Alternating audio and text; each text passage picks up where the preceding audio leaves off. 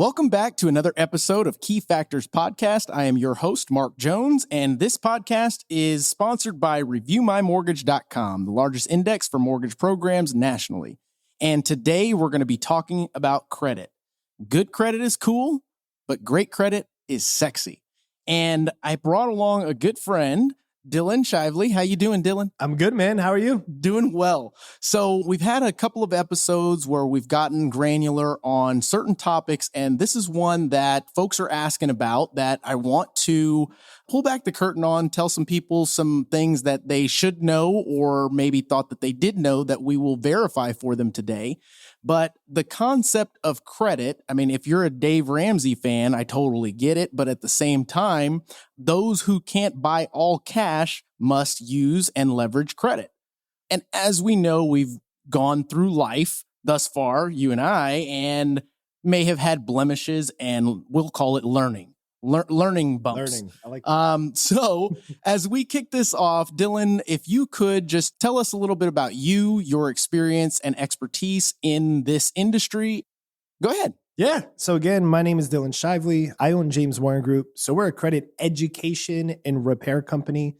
I like to really focus on the education piece. But before we get into that, the way simply that I started all of this was because I was my own first customer. Got it. So I used to be in car sales for a while. I know we had that conversation before. It's almost like a welcome back. Yeah. Dylan was on Millennial Market Talk. And if you guys want to learn more about Dylan, jump over to Millennial Market Talk on Spotify, Apple Podcasts, all the other platforms. But that was a great episode. Actually, the longest and coolest one I've had thus far. Go ahead. Sorry. Yeah, no, you're good. You're good. So in that car sales time, as we know, the commission wasn't consistent, and I started to live above my means, and my mentality was, well, if I just make more, I can have more, and then I would buy more. And the long story short of it is when the commissions weren't, as consistent as what they were, but then the bills were still consistent every single month. I was like, shit, like that's not how this is supposed to work. Credit cards got maxed, car payments got missed. And then I wound up actually hiring a company online. And it was one of those scenarios where I spent a lot of money with them. They gave me the good pitch and I didn't know any better. So I'm like, okay, like they sound smarter than me. Like they got this. Like they're on Google. Like they got this. Yeah, I went with them and I spent a couple $1,000s. My scores kept going down instead of up. That's the opposite of what you do when you repair. Right. Yeah, man, it was overall bad. The communication sucked. The results sucked. And I was stuck because, they can't say, oh, hey, we'll just give you a refund and put your scores back to what they were before. Exactly. Like it's permanent in my mind at that time. Like you can't undo it. So explain that concept in itself, because that I believe deserves spotlighting, which is what you've done to a credit score. You can't just put back. Right. You just can't reverse it. And why is that? What is the idea of a credit score? Let's go as granular, starting with what is a credit score? What is it made of? Yep. So all the credit score is that magical 3-digit number that is calculated by 5 factors. Okay. And I'm just going to walk through a couple of those things to give you the idea, because we'd be here probably for 3 hours because I like to really explain those things. I got things to do today. So the number one influence to your score going up or down is payment history. Payment history controls 35% influence to the score going up or down. Wow. Now, how that calculates into points is one, you have to understand how the point system works. Okay, so payment history is number one at 35%. Well, 35% of what? Most people will say, oh, well, the highest your score can be is an 850, so it's 35% of the 850. No, because you forgot that there's another side of that, which is the lowest your score can be. There's no 0 credit score. There's no 102 credit score and 214, right? Although I have seen some pretty low scores. Oh, yeah. And like I always say, you got to work to get that one too. Yes, like you got to put intentional effort to get it below that 500. I agree. You do. Yep. But the lowest your score can be is a 300, right? Okay. So in between that 300 and 850, the math is 550 points that your scores can fluctuate both up and down.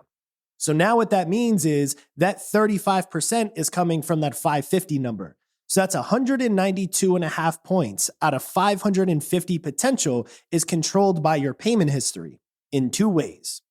One, how many payments are you making overall? Okay. And then 2, what is the ratio of how many payments were made on time versus how many were late or missed. Okay. Right. And based on that, your score is now being calculated by that 1 of 5 in just that payment history. And it has the hugest influence because we are creatures of pattern. Okay. Right. So I like to say how we do one thing is how we do all things. And people who it's their job to lend money typically think the same. If they look at your credit report and they see that you miss or you're late on every single payment with everybody else, being the habitual creatures we are, we're probably going to repeat the pattern and be late with them. And nobody wants to give money to somebody that's going to be late. Absolutely. Right? Yeah, absolutely. So payment history is the number one influence, right?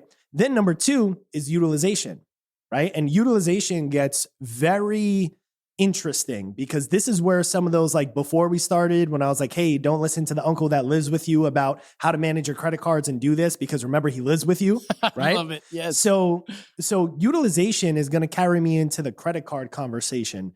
And this is where that blood starts to boil too.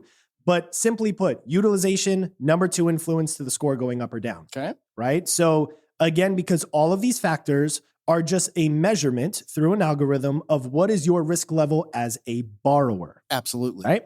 So typically someone who is close to maxing out their cards and paying that minimum payment, and then the interest hits, and it's like they never made the payment before, that's a high risk to a lender because that means, hey, I don't think they can manage their money that well. Correct. And if they already, matter of fact, it's a direct indicator because it's all we have to go off of as lenders in any form of lending because we can't base it on race, age, any of those. That would be considered discriminating. Correct.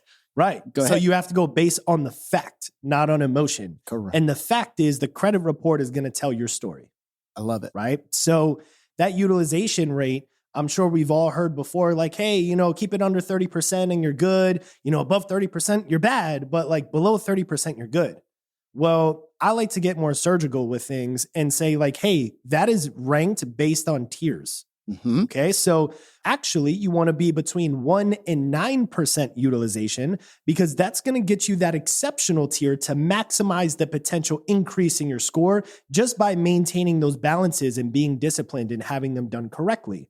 So with utilization being a 30% influence to the score going up or down, that's 165 points. Absolutely. Right? Yeah. So now this is why credit cards are so important because they are the number one type of trade line. That's a technical term for them, or active account or whatever, line of credit.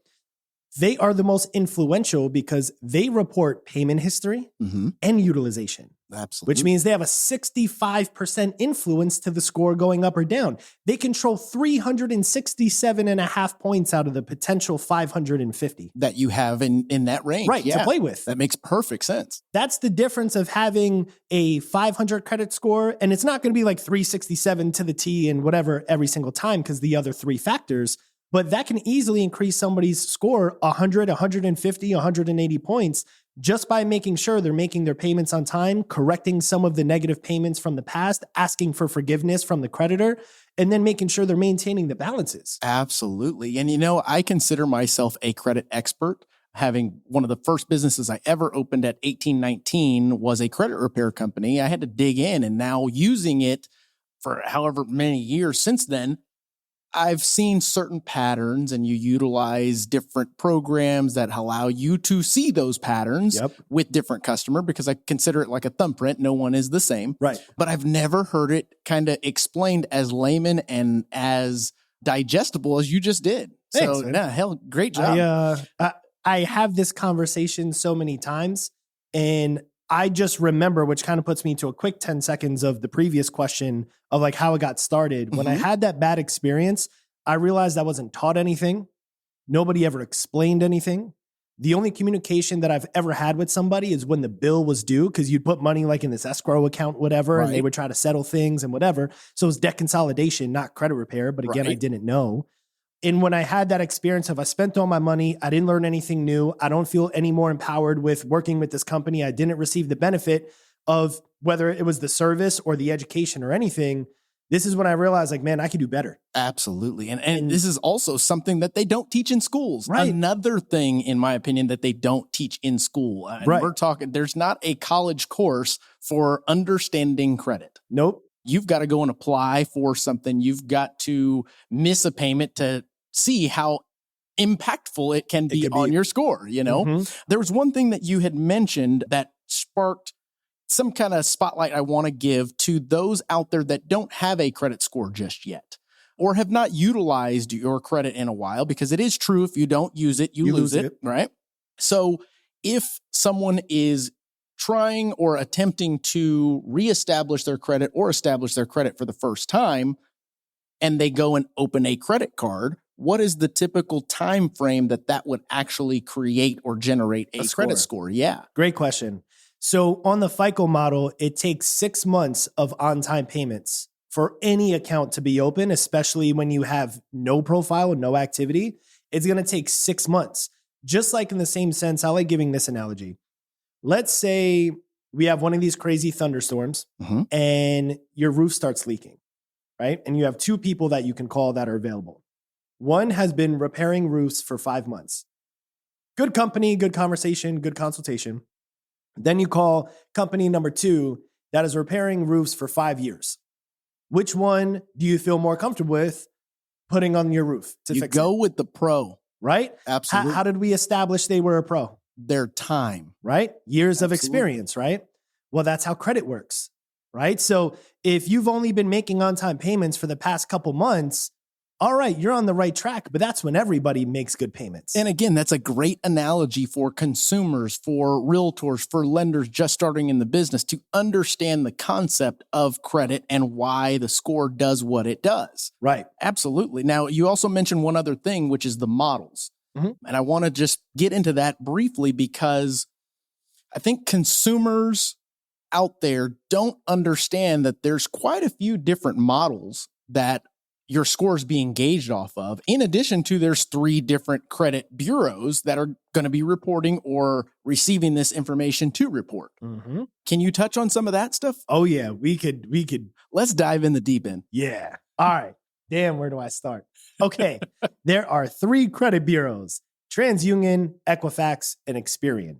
Those are the ones we all know of. Absolutely. Fun fact, there's over 300 technical bureaus. Wow. Right?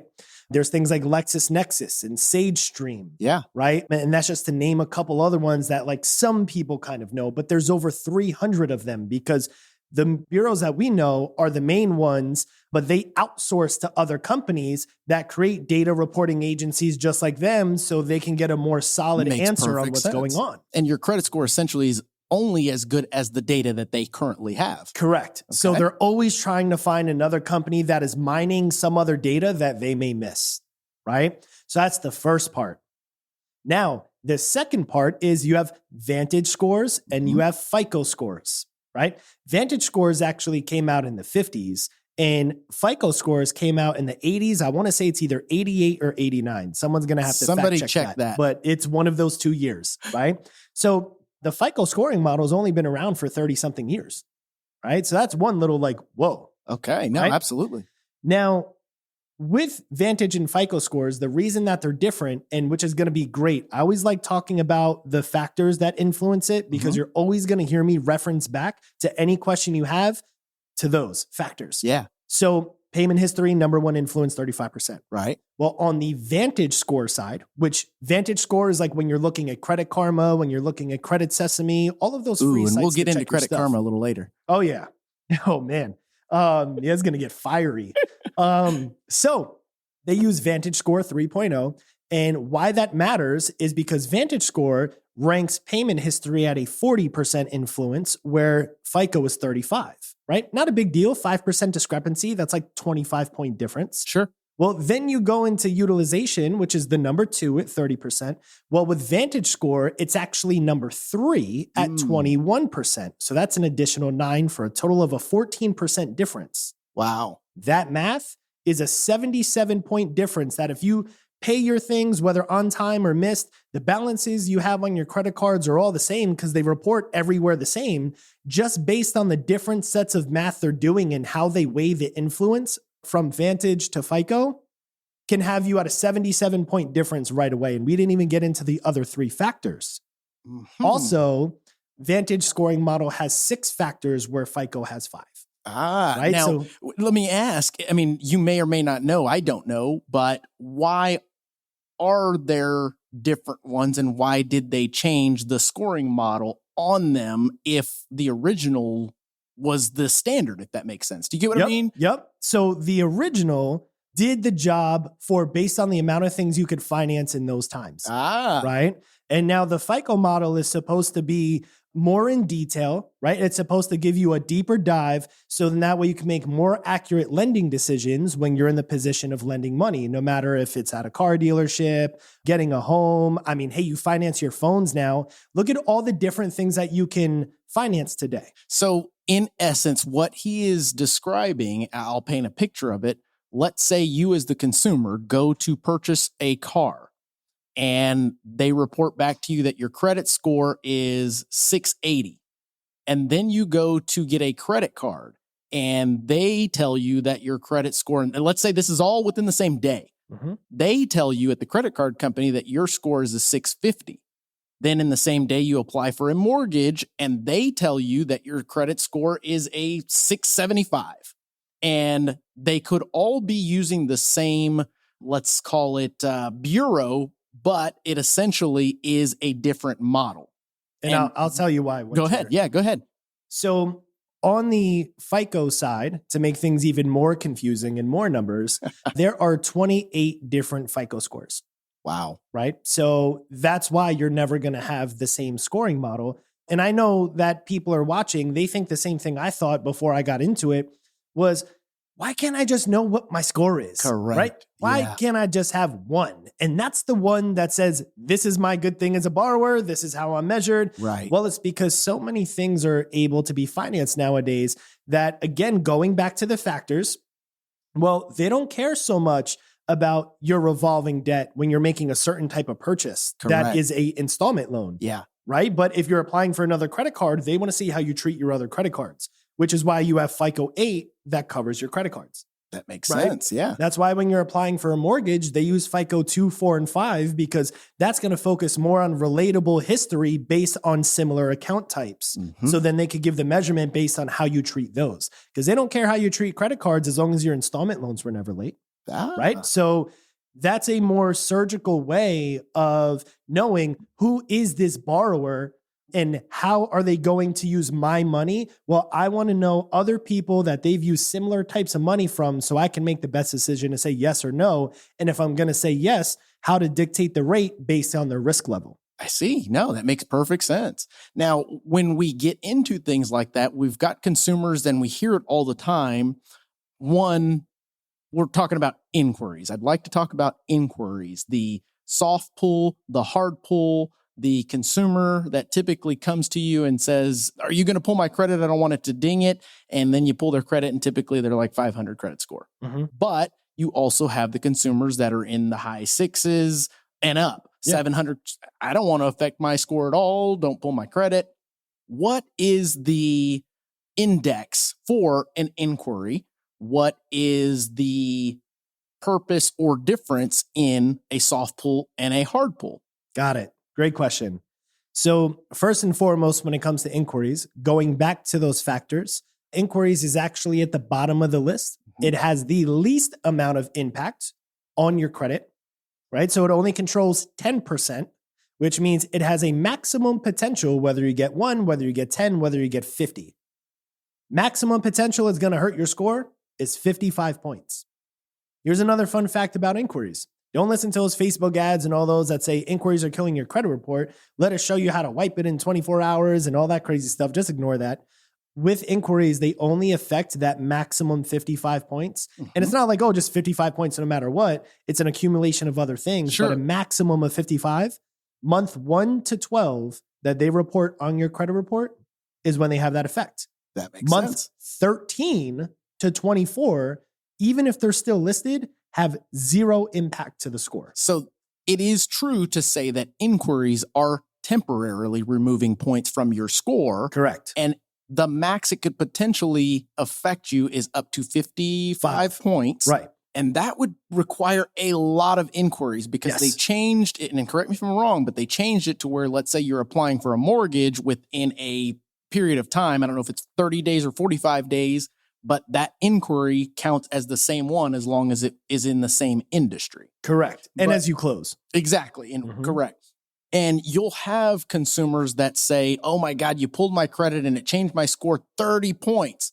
You know why And- they say that? And I believe they say that because a new balance has reported on their credit. Something has changed their credit score other than the inquiry that they happen to notice, but don't notice what actually changed. They're measuring it when they pull their Credit Karma app that gave them the notification, and it's giving them the wrong scale of how much it actually influences. Absolutely. No, that makes sense. That Mhm. makes sense. Well, I mean, we can dive into Credit Karma already. I'd like to, but I did want to make sure that I painted the true picture of what credit inquiries do, Mhm. why they're required, and if there is a lender out that's saying, yes, we're going to do a soft inquiry. Correct me if I'm wrong, soft inquiry has 0 score to it. Correct. That's why it is a soft inquiry. Because they don't see the entire full report. That's correct. Mhm. So you would see things like your utilities, maybe even a cell phone provider. They're not looking at your score with a soft inquiry. And if there is a lender out there that's saying, yes, we're just going to do a soft inquiry, they're not being honest with you because Correct. we as lenders can't make a decision Correct. to lend based off of a soft inquiry. Right. Period. This is, to make it relatable to that, it is the difference of, and I forget which one it is, so you have to correct me. I know there's pre-approved and pre-qualified. There's one where like you just kind of take the word, you don't look at the docs, you don't verify it, run it through underwriting. Which one is that? The true definition, me as a licensed loan officer, I Mhm. cannot approve a loan, only an underwriter can. Right. So if there is a lender out there that's saying that they are sending out pre-approvals, Mhm. they're incorrect because that Mhm. has not been through underwriting. Right. So a pre-qualification, and there is many different meanings of pre-qualification depending on which lender. For us here at our branch, a pre-qualification is you have all the documents, you've reviewed them, you've gone over them with the borrower. Pre-qualification for most places would be I've pulled credit, I've looked at their application, what they've entered in, and everything looks good. And you don't necessarily have to have the documents. If you want confirmation, just ask USAA. So that was what I was trying to explain, but obviously you did it way better because you do this every day. I love this. No, like the reason that I bring that up is because that's how I'm trying to explain to you what the difference of a soft pull and a hard pull is, like a soft inquiry or a hard one. And that's a great, yeah, absolutely. Right.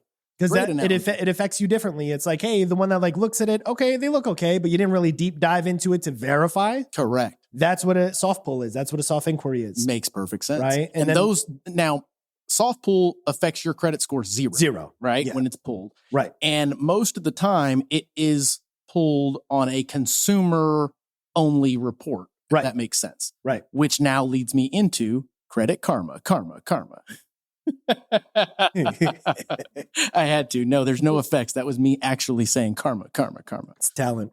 So I would say that, oh God, I want to maybe look at, JC, when you get a chance, look up the stats on how many consumers in the United States actually pay or contribute to Credit Karma. 100 million. I would be baffled if it wasn't below or if it wasn't above 80%. It's 100 million. Yeah, there's a ton of people that do that, and there's nothing wrong with it.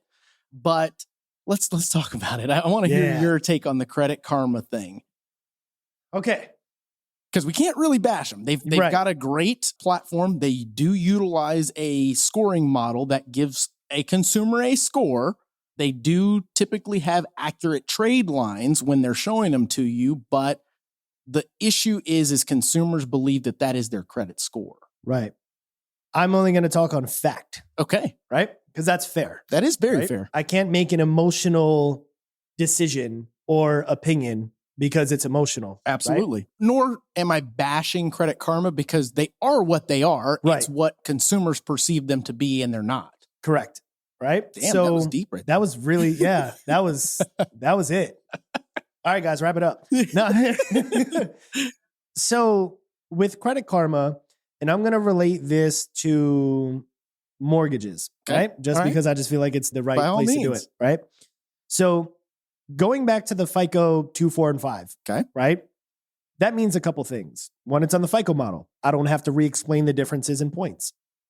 FICO 2, 4, and 5 means you're looking at 3 bureaus, right? Because you have to get a what? A mid-score? Absolutely. Right? Well, when you open up your credit card map, they give you 2 scores. They give you TransUnion, they give you Equifax, right? So you're already missing the third one. Right. And they're like, yeah, but Dylan, we're smarter than that. We downloaded Experian for free, right? And we got Experian for free. And I'm like, okay, well, Experian's giving you your FICO 8. So at least you're on the FICO model now with 1 bureau. Right. Still not 2, 4, or 5. And then you're still looking at Credit Karma that's on Vantage Score. Again, I don't have to recap on that. Sure. So you're already missing one of the bureaus to get an accurate representation of what your scores are going to be. Mm-hmm. The next part about it is their entire business model. And this is fact. It is on their app. You can read through it because they have to disclose it to you. The fact of the matter is their entire platform was built to be a free app to build your trust, to educate you on a couple things about credit, give you a gauge of how credit, works and, dings and activity that's happening. But do you notice that there's not even a rating for when they offer you things like you go up 1 point, now your approval odds are like all excellent. Greater, correct. Right? Yep. So you notice that there's never a bad one. No, you're right. It's either it's good, it's great, it's exceptional. It's like there's all the positive ones, but there's never like, nah, dude, don't even bother. There's none of those, right? And now we're going to get into the why. Because again, they have to disclose this and it's on there. The why is because all it is it's a affiliate marketing platform before people knew what affiliate marketing was. Absolutely. Right. And I'll be honest, Review My Mortgage is the same concept, but we are educating on mortgage programs, all of that good stuff. Totally get it. And when it comes to Credit Karma, I think for me, they had, when they launched, great platform, education, geared towards consumers, but they had to find a way to pay for all these things. So they got marketing dollars, sponsors, and then essentially they went, wait a minute. If we connect this scoring model to our system and provide our customers with a score, something that they can touch and feel and actually go to a lender and say, this is my score, we can charge everybody. Yep. Right? Yep. Is that kind of where that came from? Yep. So there's one piece for those of you who don't know the affiliate marketing or like, what the hell is that? What does that mean? Right. So affiliate marketing is simply like a referral, right? You can compare it to Zillow. Right. Zillow estimates, they're so accurate, aren't they? I just got so many like deletions and blocks from realtors. I just said that. I don't really mean that. That was a joke. I'm not saying that Zillow is accurate. Nah. So affiliate marketing, how it works is it's like, let's pretend that I'm talking to Mark and I'm like, Mark, I'm trying to push out this new product or this new service. Can you do me a favor? I need you to talk to everybody about this. And if you give them this link that registers your name on it, I'll know you're the one that sent them and I'll pay you a little commission on the side. And I really appreciate that. So that's what affiliate marketing is. So Credit Karma's platform is to say, we're going to give enough education to build the trust and build a community of people that trust in our word, that don't know any different, that's never done any of the research. We're going to give them that gauge, right? And and this isn't like personally, but for the people that are watching this right now, think of the time, and I know you've done it. Don't lie to me. I know you've done it. You ever apply for the thing that says you have really good approval odds, and then it carries you over to the next site, you fill it out, you're super pumped because Credit Karma is about to hook you up. Like you're about to get this Capital One card with this low rate and this and this. You apply and then you're denied anyway. Oh, absolutely. But I thought I had great odds. Not good odds, I had great odds. Great odds. According to them, yes. Because according to the Vantage Score model that just in the 2 out of 5 categories is already a 77-point difference, yes, you would have been approved pending if Capital One accepted Vantage Score, but no, they're scoring on FICO 8 for your credit card. But Capital One now has your information and they will add you to their drip campaigns and make sure that when your score does pop up, they now have systems in place to go, that person's score is now above this. Let's make sure to get a piece of mail in front of them because they need a card. And you know how they do that? How do they do that? With a lot of soft pulls that you have no idea about. Wow. Right? So it's about every 6 months to a year. You're automatically opted in. If you have a credit monitoring service, you can actually opt out of those. You could fill out a quick form that they'll submit on your behalf, where you could be opted out of all those things. The pre-approval for cars, the pre-approval for credit cards. How do you think they send that stuff in the mail? They have to do a soft pull. Yeah. To say, hey, we're going to use the last 4 of your social, not the whole social. That's how they're dictating the soft from the hard.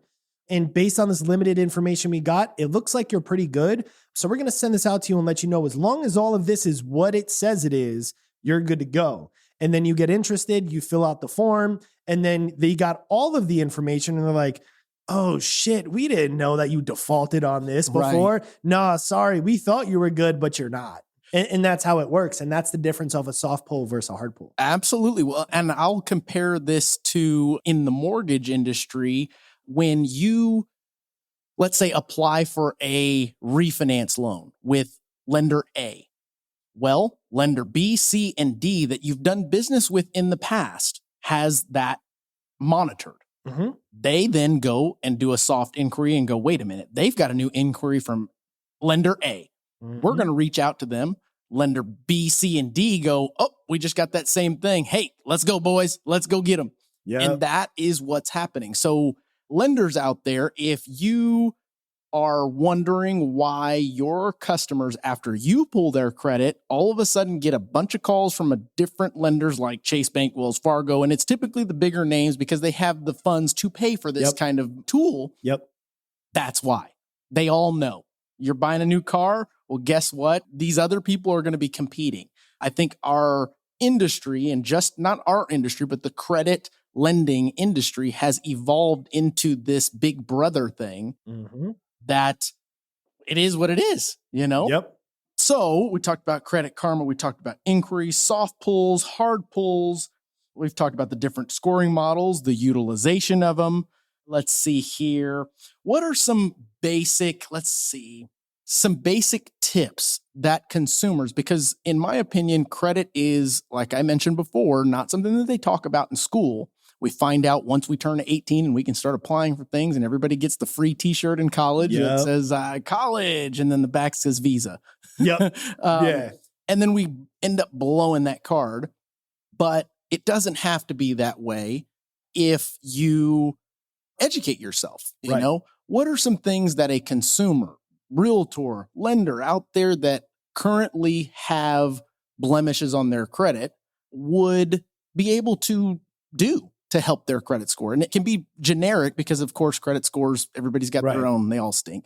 Right. Yeah. That's the full disclosure right there. Before I say anything, I'm going to give the most detail that I can, but unless you want me to personally look at it so I can verify, it's almost like getting an x-ray. Yeah. Right. I like comparing it like that until I can see the results of the x-ray, I can't tell you exactly whether it's a fracture or if it's broken. And actually, that was a great response because I personally say the same exact thing, because you're 100% correct. That means, obviously, I already known this, but you're a man of your word and your integrity, because if there was blanket information that worked for everyone, there wouldn't be credit restoration companies. There wouldn't be education. It just wouldn't be a thing. Right. And we'll get into that here in a bit. I want to dive into what you do for the consumer, all that good stuff after this.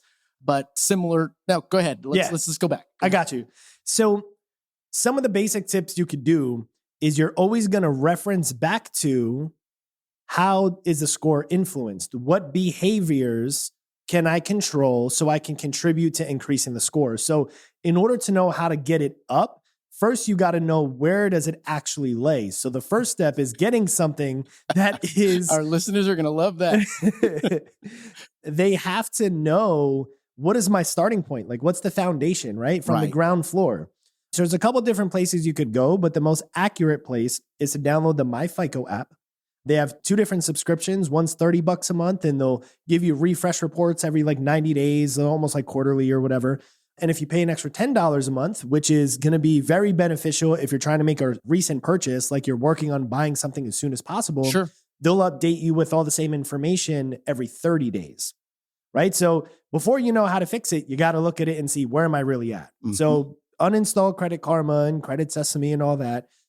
And stop worrying about the $30 to $40 a month that it costs you, because that $30 to $40 a month is not a big deal when it becomes the absolute time saver and ego saver. Let me explain that. So you ever been in the situation where you have less than perfect credit, or you think it's actually decent? So you go to the dealership and you go through the test drive and they make you fall in love with the car, and they think about the money that you're going to put down, and you're excited. This is going to be the first time that you don't have to call your mom or your brother or your sister to ask them to be a cosigner. You're doing this one on your own.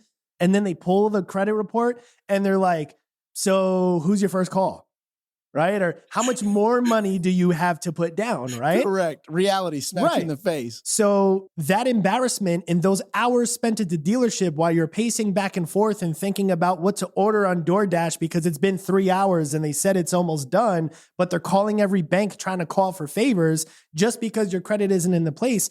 Isn't that worth $30 to $40? Absolutely. Right? And I'm laughing because I've been in that situation. At age 19, I rolled up to the Mercedes dealership, had my job, was going to school, had a couple of other side businesses that I was doing, and picked the car out, loved it, the whole 9 yards, used. I wasn't going crazy. And got in the finance office and they said, so who's going to co-sign with you? And I was like, what are you talking about? I make good money. Credit's all right. What are we talking about? Flipped it around and said, okay, here's where we're at. Right. So yeah, no, that, and I think that's relatable to most people that do this credit thing on their own, that don't have their mom or dad that put a credit card in their name at age 18 that they've had for 20 years. Exactly. Right? Yeah. So that is the first step. First step is knowing. Now that you know exactly where it is, if you are unhappy, if you are surprised at what you're looking at, and the MyFICO app does a really good job because it shows all 28 different scores. It shows all bureaus, all different versions, FICO 2, 4, 5, 8, 9, 10, 10T, right? It shows all of them, but it makes it simple. It says like, do you want to know your mortgage score? You click that and it'll say it's FICO 5, 4, and 2, right? If you want to know your auto score, they'll say it's your FICO Auto 8 or your FICO Auto 9. Right. And that 9 is such a weird thing that could rabbit hole me into a whole nother place, but we're going to pause that and come back to it. So the first step is knowing. Now, once you know and you're surprised, then you're like, well, damn, I got to do something about it. You got to look at the negative things that are on there and say, do I want to take the time to do it? Right. Do I want to challenge these things? Do I understand how the laws work and all of that? And believe it or not, I'm going to give you 2 answers. And I think the one's going to be pretty surprising. In 2022, we officially launched it December of 2021, but it's available now, where we even gave a do-it-yourself platform for people that they say like, hey, like, I don't want to share that information, you know, whatever it is, I want to do it myself. And you go right on our website and it's there. You can do it yourself, right? You don't have to pay us to do it. That's very cool. And we made it as easy as possible. I mean, I did screen recordings of when you log in, you go here, you click this. This is how you identify this. This is how you do it. This is the button you want to click. And guess what? We're still going to send out the letters for you. So you don't have to pay for that. You just pick what you want to dispute and clean up. Right? Absolutely. That's very cool. And it also gives you a lot of tips on like, hey, we notice your credit card balances are here. This is what you want to do. It takes a lot of the thinking and nervousness out of it. Absolutely. Right? We essentially handhold without being personally involved and saying like, yeah, go do your own thing, right? The algorithm is built, the AI is built to look at your stuff and say, this is the best move based on what we've input. Because you're the expert. Right. Bottom line, you're the expert and you have the ability to have the tools that they can utilize without us expertise. Right. Yeah. It's having my brain on your phone in an app without having to talk with me, without having to follow up with me, where you can execute on your own and you don't have to take in all those like hidden costs of like, oh, damn, well, now I got to mail it out. In this last YouTube video, I said the benefits of doing certified mail. Then I just looked at certified mail versus regular mail. Which one do I send? Now I'm confused. Right. Yep, absolutely. Or like what happens when they, you know, respond back and say, hey, no, all this stuff that you said you want us to investigate, we verified it's accurate.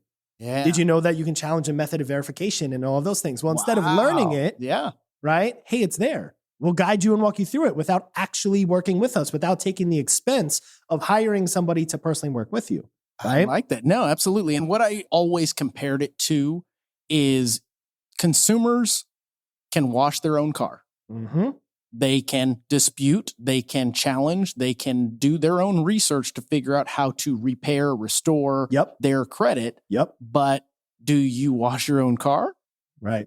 And it's that simple. Like, I got that ton of wash. Most people do, because why? It's $5, $7. Saves time. Saves time. Right. We're talking about something that can help you grow your wealth, get you to another place, get you into the home, the car, the credit card that you're going to use to help leverage that business that you just opened. We're talking about all things credit. It overall improves the quality of your lifestyle. That's exactly right. That's what I guess I was trying to say, but you said it real good. Thanks. I truly believe, and I think I said this on the last one, is how consistent my message is. I truly believe that someone with a 450 score and a 750 score live 2 completely different lifestyles. right? They drive different cars. They live in different homes that are in different zip codes that let their kids go to certain types of schools, different types of schools, which means they get a different type of education. When they get older and they want to go to college, sometimes they're judged based on where they went to school. So you could be setting your kids up for failure just because of that. And we're talking about people that may make the money to live like somebody else that has a 700 score, but they weren't responsible with their credit and the decisions that they made because it was just a credit score. Right. Until it is your credit score that doesn't get you what you can afford. Right. And I've seen in multiple occasions where credit actually outweighed the money. Like, try to go get an apartment right now if you move to a new area, or let's say you're building a new home and that's all good, but you need an apartment to live there until your house is done. Dylan, if I could tell you the amount of doctors, attorneys, surgeons, things of that nature that make plenty of money, but literally have recent issues with their credit because they didn't think it was as important. I can always trump it with money. But that's just not the case when we're lending you more than what you have. It's a generational thing. Yeah. Because I remember when I was growing up, the limited conversations that I would either hear or that I would have when I was hung out with people that were a little bit older than me too. So, you know, they're a little bit more advanced in their time, but I would listen, right? And what I would hear is like, credit cards are the devil. Credit cards are bad. That's how our parents talked about it. You are correct. My dad had one credit card, period. That was it. Right. And I want to dive in to that frame of thinking for a second, because you are a product of your thoughts and your actions and how you do things. Correct. So in that generation, we were taught that credit cards were bad. They were the devil. Like, listen to this concept for a second. You don't use them under no circumstances. Now, if you deplete every dollar and cent that you have, now it's time for the credit card to do its job, right? It's don't spend it, right? That's your emergency in case you run out of money, right? So now what we're teaching ourselves is when I have zero funds to pay this back, is when I should use it. Wow. Yeah, no, you're right. And I'm like, and that's a wrong way to think. Because it's bass backwards. You know, you gotta pay it back, right? So then this is where the credit cards are the devil and they're bad get their reputation from misuse and not being disciplined in the wrong frame of thinking. So you should actually use your credit card all of the time, especially if they incentivize you with reward points or mileage, because when you use cash, you get no incentive. The cash is spent right away. Yeah, matter of fact, you're losing incentive because of inflation. Exactly. And on top of that, you're creating more cash flow, steady cash flow. So if you are trying to buy a home and you need to show that you have stuff in reserves and escrow and whatever, well, you can't use your credit card. Right. So, you know, you have to have the cash in there so you can show, hey, these are my reserves. This is what I have available. I manage my money well. But if your cash is king, then no, it's not going to work because they're going to say, well, where's the money to pay for this? Because you're not swiping, you know, your credit card for the mortgage. That's right. Right? You're not doing all this on the card. And they wouldn't even let you do that if that was the case, because they're going to say, wait, if you're banking on a credit card to pay your mortgage, we need to reconsider this whole lending you $300,000 and giving you 30 years to pay it back. Absolutely. Right? So it's a completely ass backwards way of thinking. You're supposed to use it and take the incentives that they give you. And if you do have the cash and you can be disciplined, yes, if you want to swipe the card and then you want to immediately pay it off, that's okay, right? I'm not saying don't do that, but at least you got some reward points and you got some mileage and you can take the cash back and make a payment on the card with their money. And you brought up something that makes me think, because we had mentioned it on a previous, I brought up the statistic, which millennials have an average way less than what we would think or what anybody would think on the outside looking in. They have an average of max of 2 credit cards, period. I wonder if that's because of the upbringing, what we were taught, which is don't use the credit card. It's only for emergencies. That's why we do everything. Right. So we look at that and we go, I bet these millennials don't have credit. I bet they have all their credit cards maxed out. And that's actually not the case. Nationally, the statistic is 2 max credit cards per millennial, which is, in my opinion, that's pretty good for us and what we're doing perception. But I think that they're still misusing it. Absolutely. Because typically those 2 credit cards they have One is like a secured card, and one is that Capital One card that had a $300 limit on it, and they've never asked for the increase and it's because they didn't know they could. you. Yeah, right. Absolutely. Wow. You know, now let's talk about that just briefly before we get into you, what service you provide, how you do it, all that jazz. The concept of a credit limit. I think folks, as we mentioned before, the 30% rule, but really it's 1 to 9%, a trick that people can use. Go ahead. I got it. I love that topic. So every time I talk to somebody about utilization, we're going to use the $1,000 credit card just because it makes the math easy, right? So that's the selfish part of me. I'm making it easy. But let's say you have a $1,000 credit card and you know, well, I know I'm supposed to be 1 to 9%, but it won't be as good. But as long as I'm under 30%, I guess I'm okay. Well, that means, wait, I have a $1,000 credit card and I can only spend a maximum of $300. What's the point of having a $1,000 credit card then, Touché, right? Yes.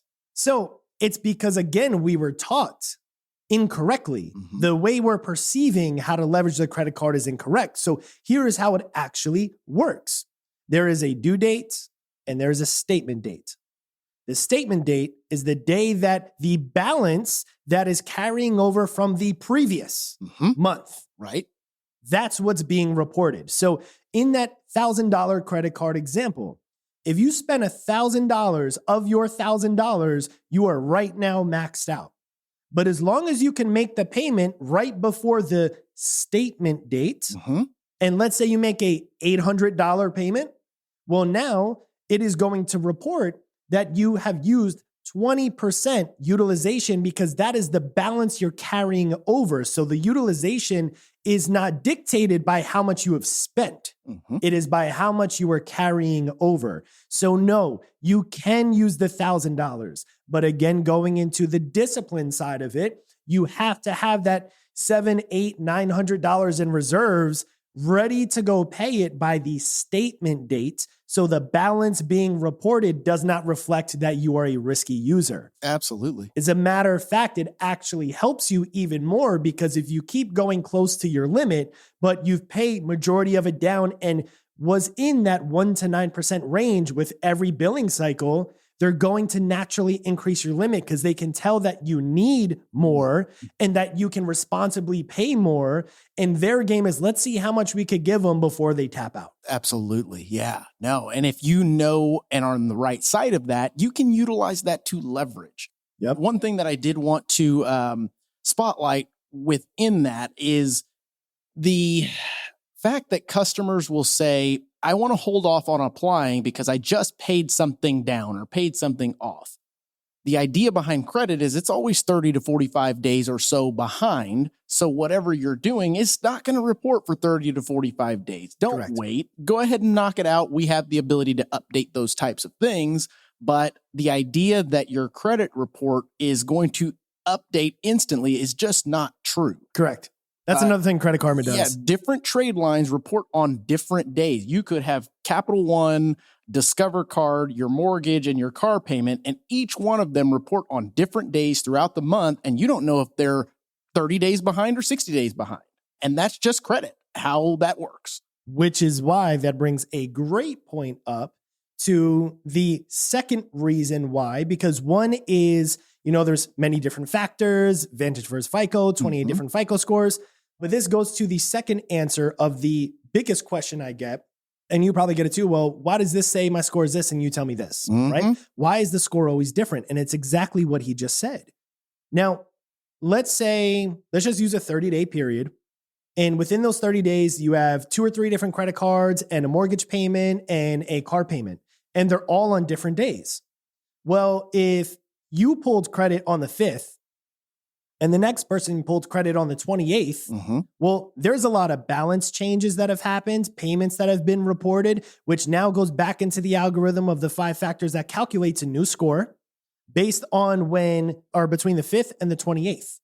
So you can go shopping, like you said before, for a car and then a mortgage, and they're going to tell you different scores for 2 major reasons. 1, they're looking at a different scoring model. And 2, it depends on the day that it's pulled. I actually have a great example very quickly of people that were enrolled into our credit repair program, and we were showing that they had some pretty good scores. Well, it was literally the very next day that they went to go apply with the lender, and it was drastically different. And so they were like, wait a minute, I thought it was this, blah, blah, blah. And I'm like, hey, typically there's a range, right? It's not always on the money. And, Right. but like, hey, there's typically a range I know that they fall within. And this is way outside of that range. Something's off. I'm like, did you apply for anything? No, I didn't. So, okay, cool. Well, we go ahead and we look at it, and they completely forgot to make a payment. They were like a day outside of the grace period. The 30-day right? period, yeah. And so then it just happened to report that very next day. So when they went to the builder to go get it pulled, the builder gave them a completely different score. And I had to break it to them to say, hey, 24 hours makes a difference. Oh, absolutely. Because that's just happened when something pulled. And that leads me to transition into the best topic here, which is you and what you do.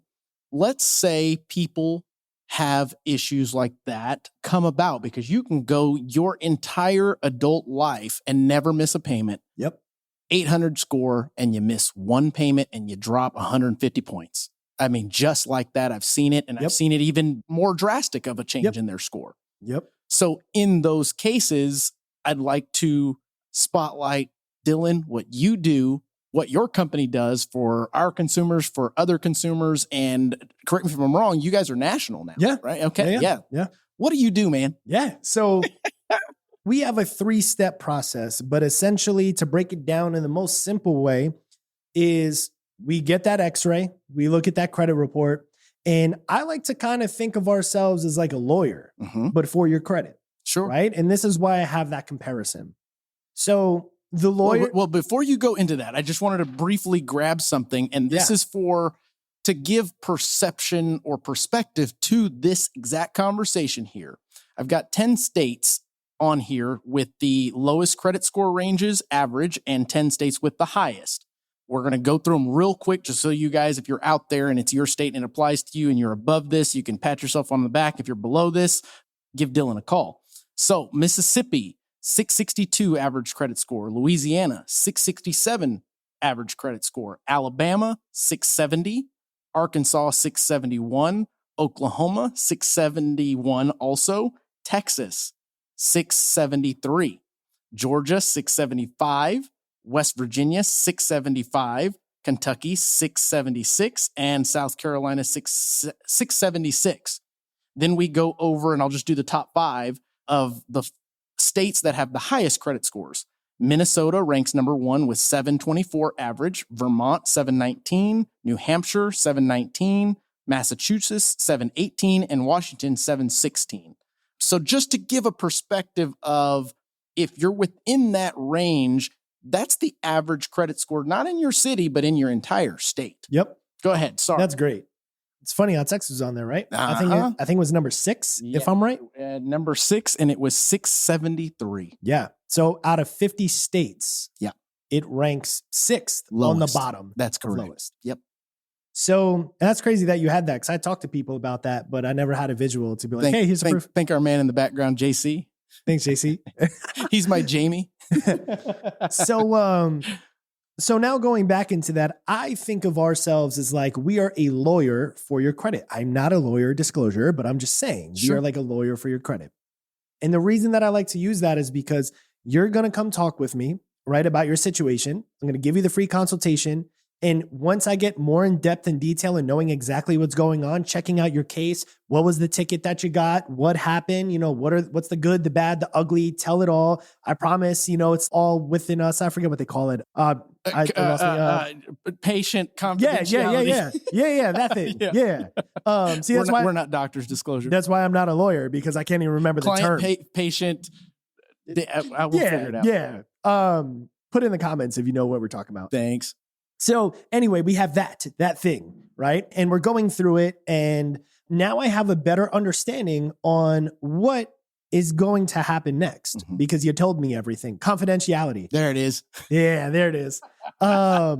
So now I'm going to say, based on my previous experience, based on my familiarity with the law and your consumer rights, because there is actually things like that. So it's called FCRA, which is the Fair Credit Reporting Act. There's CFPB, Consumer Financial Protection Bureaus, right, that actually regulate what the credit bureaus do. So knowing that I study those laws and I know them almost verbatim, majority of them, I know based on previous cases and previous experiences how I can best help you. But at the end of the day, I could be the best lawyer in the world, right? And I'm going to present my best case based on previous experience to the judge, to the jury, to everybody who's going to be the decision maker. And most times we win. Sometimes we have to settle. Sometimes we lose. Right. And that's the reality of credit repair. So just take all of that and bring it to the credit side. Right. So I'm going to look at your report. I'm going to get that, x-ray. I'm going to tell you exactly what's going on. And then I'm going to say, hey, based on my knowledge, based on my experience and my track record in this situation, I've dealt with similar cases. This is the best approach to take. And if you want to entrust in me and you want to go down this journey together, let's go ahead and do it. And I think more importantly, as mentioned in the beginning of transitioning, yes, people can wash their own car, but they send it off or they run it through a wash machine, the whole nine. On this, it's way more complicated. What you would normally hear is pay off your collections, but in certain cases... Don't do that shit. Yeah, I mean, in certain cases, you would see a collection actually make your score go backwards. You know why? Tell me why. Can I do it? Yeah. Okay. I love it. Don't pay your fucking collections. This is why. Because, well, multiple reasons, but at least one of the main reasons is because, again, like I told you in the beginning, keeping my promise, we're going to go back to the factors that influence your score. So there's something called the statute of limitations. And for a collection or a charge-off, you have 7 years from the date last active. Not when you opened it. Right. Date last active. You have 7 years for it to automatically fall off. Now, if you had a collection that was 3, 4, 5, 6 years old, now it's out of the statute of limitations of how it affects your scores. Okay. In the first 2 years, it has the most impact. Right. Year number 3, it's a little bit less. Year number 4 is a little bit less. Year number 5, year number 6, right? And then 7 is less, and then 8, it falls off.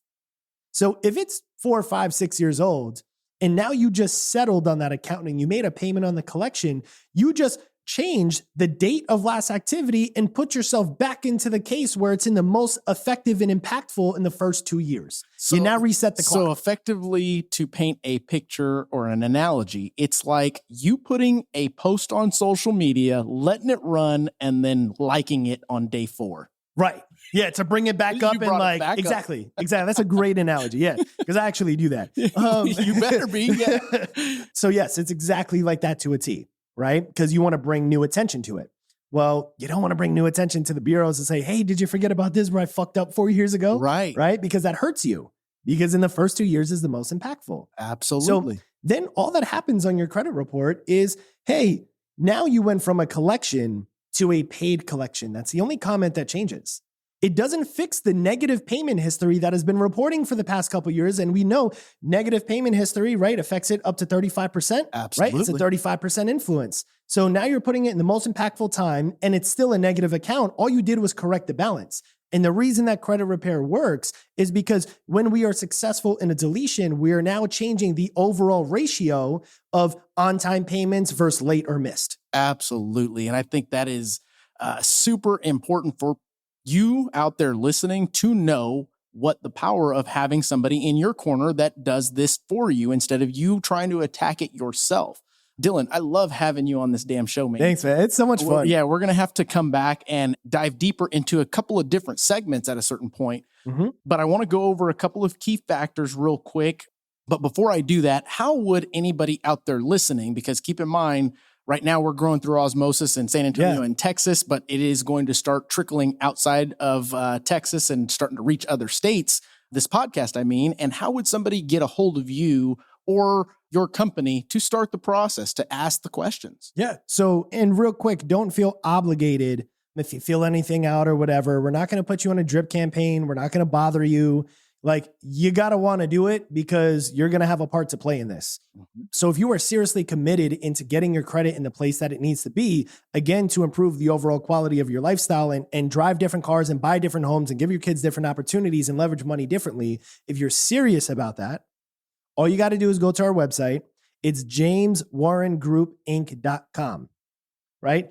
maybe in the video, now I'm going to put you on the spot. It'd be cool to have like a little QR code or a little something pop up. I got you covered. You know, yes, like, I got you covered. Like, so right now, if you're watching, click it below where I always wanted to do that, but I don't have a YouTube channel. This right here. Yeah. I'll put it there. Yeah. Boom. It's going to go right here. That's awesome. And then that way you could go to the website. Again, it is jameswarrengroupinc.com.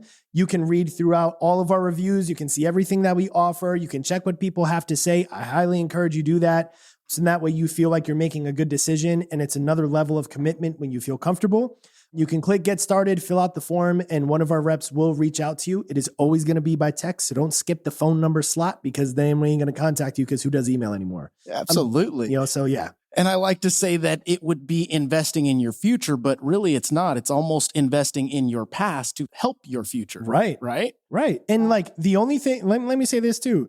We're not expensive, but we're also not cheap. And at the end of the day, it's all relative. How important is this to you? And what are you trying to get to as a consumer that does not have the education you should have when making those financial decisions that got you in the spot that you're in? Right. Because just like going back to that lawyer analogy, so the only thing that's more expensive than investing into repairing your credit is keeping your same shitty credit. It costs a lot more money to have bad credit than it does to get it fixed. 100%. Right? Just like it's a lot less expensive to pay the lawyer his big fees than go do your 30-year bid. Oh, absolutely. Right? So what would you rather do? Right? So we're affordable, we're competitive because we understand you need to take some of that money and invest it into paying down some debts, not your collections. I'm talking about credit cards that are active. And that's not disputing, that's consulting. Right. Absolutely. Right. And what we do is we package everything together to say, hey, no matter what you pay, whether it's, the top, the middle, the bottom, whatever, because it ranges depending on how much work we have to put in, no matter what it is, the quality or level of service never changes. All that we're dictating our price on, which I know no other company does this until other competitive companies watch this and then they want to try to follow my thing. I did it first, is making sure that we are pricing accordingly based on what's happening with the client. So my only dictating point is like, hey, if I have to produce 20 letters a month for you because this is how many things we have to dispute, you shouldn't have to pay the same as somebody that I have to do 120 letters for. Absolutely. Right? So that's how I do it. That is my secret. And I know you're going to bite my shit, but it's fine because I did it first and we have proof. Boom. And I love the fact that this podcast has continued, and I will continue to only bring experts on here. Why? Because people need to know the truth. And stop being scammed. You are able to be as transparent as you are with us today, that means that your process is ironclad tight. If you want to copy it, by all means, it's there. I've been copied before. It's very flattering, but at the end of the day, by the time you do that, I'm already another couple steps ahead. Exactly. I'm going to spotlight a couple of key factors here. Your score ranges anywhere from 850 to 300. There's no zero. So when you're thinking about those utilization averages, keep that in mind. Two top key factors in credit score is going to be time and utilization. If anybody's telling you differently, incorrect. Matter of fact, there's one other that I had mentioned on our previous podcast, which is collections. That affects your score more so than anything else because it shows negativity or inability to pay at the time. The 30% rule, no problem having the 30% rule. But at the end of the day, guys, you've got to make sure you're in between 1 and 9% if you're wanting to maximize your credit score with regards to revolving. Let's see here. Disputes, inquiries. We'll talk about inquiries. Inquiries only affect your credit score very minimally. And it's important that you keep your score safe. But at the end of the day, you've got to use it or you will lose it. So in wrapping this up, Dylan, again, I want to thank you for coming on here. We're going to have you back sometime soon again so that we can dive deeper into some specific topics with this. But those listening, if you got something out of this, if there was something you can take to the bank and cash, please share, please like, subscribe. Our goal is to grow this thing through osmosis first. And again, this is Mark Jones, your host of Key Factors, and we are sponsored by ReviewMyMortgage.com, the largest index of mortgage programs nationally. See you guys.